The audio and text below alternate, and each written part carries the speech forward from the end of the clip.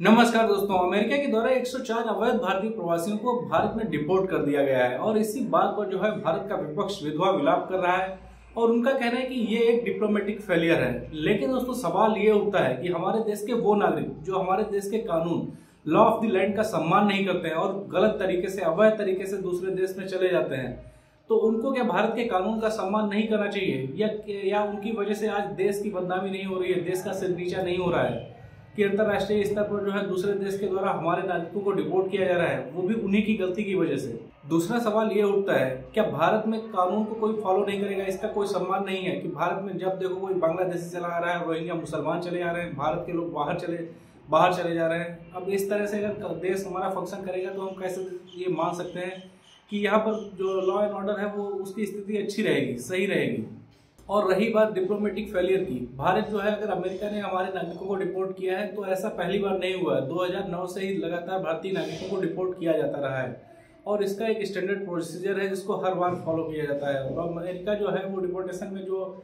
उसका immigration and custom department है वही जो है भारतीय जो नागरिक होते हैं उनको डिपोर्ट करने का कामकाज देखता है और उसी के अंतर्गत जो है उनका एक स्टैंडर्ड प्रोसीजर है कि वो किस प्लेन के माध्यम से जो है अवैध जो प्रवासी हैं उनको डिपोर्ट करेगी। और उसके साथ में आज जब external affair minister S Jaishankar ji जब सदन में अपना जवाब दे रहे थे तब उन्होंने कहा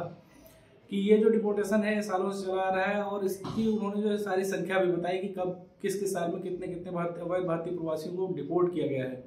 और इसके साथ उन्होंने ये भी बताया कि वो जो है अमेरिका के प्रशासन से टच में थे, बराबर उनसे ये कहा जा रहा था कि किसी तरह से जो अवैध प्रवासी भारत आ रहे हैं उनको किसी तरह की दिक्कत ना हो। और इसमें एक स्टैंडर्ड प्रोसीजर है कि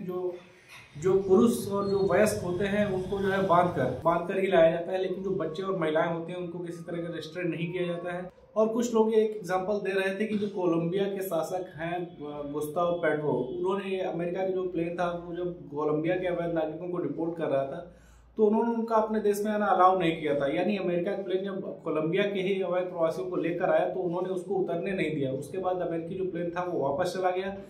उसके बाद कोलंबिया की सरकार ने अपना पैसेंजर प्लेन भेजा और अपने नागरिकों को वापस बुलवाया। जब भारत चाहता तो शायद ऐसा कुछ कर सकता था, लेकिन भारत के सामने भी ये बड़ा सवाल है कि हमारे तो बहुत ही कम नागरिक दूसरे देशों में अवैध प्रवास पे रह रहे हैं, लेकिन हमारे देश में 5 करोड़ से ज़्यादा जो है अवैध प्रवासी रह रहे हैं जो विभिन्न देशों जैसे कि बांग्लादेश और म्यांमार से आए हुए हैं। और भारत को भी इन प्रवासियों को भविष्य में डिपोर्ट करना है। और ये जो एग्जाम्पल है ये एक तत्कालिक एग्जाम्पल है और इसके तुरंत बाद भारत सरकार जो है वो अपनी कार्रवाई शुरू कर सकती है।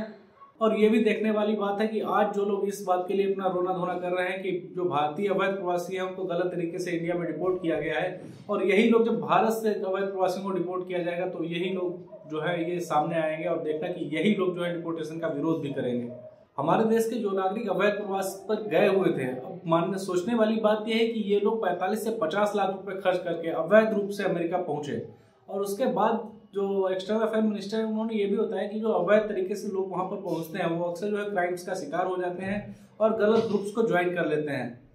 अब सोचने वाली बात यह है कि इतना ज़्यादा पैसा लगाने के बाद अगर कोई अवैध तरीके से दूसरे देश में जा रहा है तो क्या वो भारत में इतना पैसा लगा करके व्यापार नहीं कर सकता है, अपनी जीविका नहीं चला सकता है। लेकिन दोस्तों ये प्रॉब्लम जो है ये लोगों का मानना है कि चलो हम तो दूसरे देश में चले जाएंगे, वहाँ जाकर के अच्छी लाइफ जिएंगे, है ना। लेकिन उनके ये नहीं समझ पाते कि इतना 45 से 50 लाख लगाकर जो है भारत में ही कोई भी बिजनेस किया जा सकता है। लेकिन फिर भी लोगों के मन में एक ड्रीम है कि हमें तो अमेरिका जाना है, कनाडा जाना है,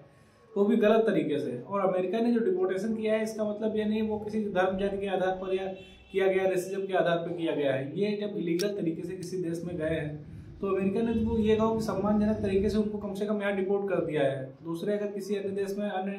जो डेमोक्रेटिक कंट्री ना हो अमेरिका तो फिर भी डेमोक्रेटिक रूल्स को जो है फॉलो करता है,